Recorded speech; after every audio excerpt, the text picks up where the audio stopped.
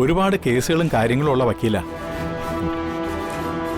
മാന്യമായ ശമ്പളവും വക്കീല് കൊടുക്കുന്നുണ്ട്. പിന്നെന്തിനാ വിക്രമിനെ ബുദ്ധിമുട്ടിക്കുന്നത്? എനിക്കങ്ങനെ ബുദ്ധിമുട്ടൊന്നുമില്ല. പിന്നെ ചേച്ചിക്ക് തൂപ്പുപണിയും പിയൂൺ പണിയൊന്നും കൊടുക്കാൻ പറ്റില്ലല്ലോ. ചേച്ചിക്ക് വേണ്ടി പുതിയൊരു പോസ്റ്റ് തന്നെ ക്രിയേറ്റ് ചെയ്യേണ്ടി വരും. അത് കുറച്ച് റിസ്ക് ആണ്. എന്നാ വന്ദന തൽക്കാലം വക്കീലാഫീസിലെ പണി തന്നെ നോക്കട്ടെ മോനെ.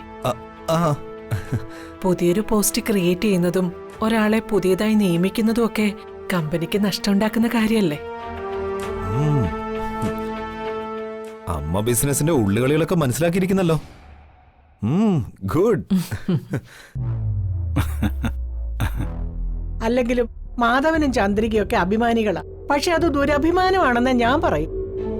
സ്വന്തം മരുമോന്റെ കമ്പനിയിൽ ജോലി ചെയ്യുന്നത് അത്ര വലിയ ദുരഭിമാനമൊന്നുമല്ല. അമ്മേ, അയലത്തെ വീട്ടിലൊരു ചോറുണ്ട്, അത് ഇല്ലാതാക്കരുതെന്ന പഴമൊഴി അമ്മ പറഞ്ഞാ ഞാൻ കേട്ടിട്ടുള്ളത്. അല്ല, ആ പഴമൊഴി ഒന്ന് വിശദീകരിക്കാമോ?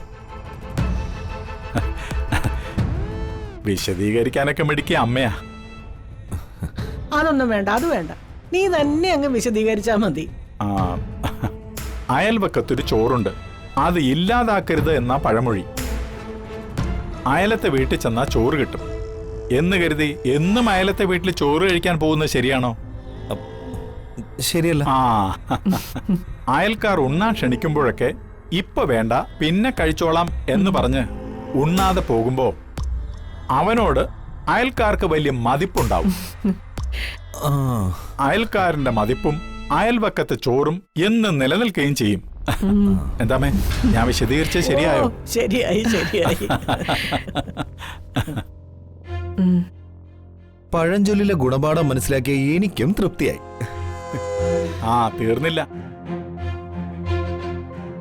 അയൽവക്കത്തെ ചോറിന്റെ കാര്യം പറഞ്ഞ പോലെ വന്ദനയ്ക്ക് ഇപ്പൊ ജോലി വേണ്ട, പിന്നെ സ്വീകരിച്ചോളാം എന്ന നിലപാടെടുക്കും തോറും വിക്രമിന് ഞങ്ങളോടുള്ള മതിപ്പും വർദ്ധിച്ചുകൊണ്ടേയിരിക്കും. വിക്രം വന്ദനയ്ക്കായി നിശ്ചയിച്ചിരിക്കുന്ന ജോലിയുടെ ഒഴിവ് അവിടെ നിന്ന് നിലനിൽക്കുകയും ചെയ്യും. ആഹാ, വാട്ട് എ കമ്പാരിസൺ. പഠിക്കുന്നെങ്കിൽ എല്ലാവരും മുത്തശ്ശിയുടെയും അച്ഛന്റെയും പഴഞ്ചൊല്ല് പഠിക്കണം. ജീവിതത്തിൽ മുന്നേറാനുള്ള ചവിട്ടുപടിയല്ലേ ഇത്? കൺഗ്രാറ്റുലേഷൻസ് അച്ഛാ. അച്ഛനും അമ്മയ്ക്കും ചില സ്വപ്നങ്ങളൊക്കെ ബാക്കിയുണ്ടെന്ന് എനിക്കറിയാം. വൈകാതെ ആ സ്വപ്നങ്ങളൊക്കെ യാഥാർത്ഥ്യമായിരിക്കും.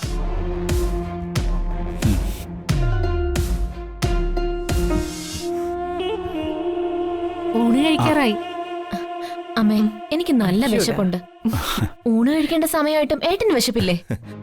അച്ഛന്റെ പഴഞ്ചൊല്ല് വിശദീകരണം കേട്ടപ്പോ വിശപ്പൊക്കെ പമ്പ് കടന്നു. എന്നാലും സുചിത്രച്ചയുടെ രുചിക്കൂട്ടുകൾ ഉപേക്ഷിക്കാനും ആവുന്നില്ല.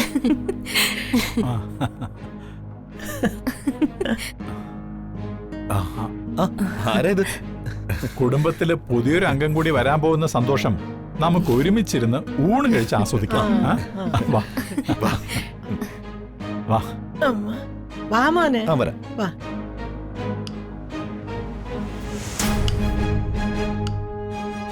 മാനത്തെ കൊട്ടാരം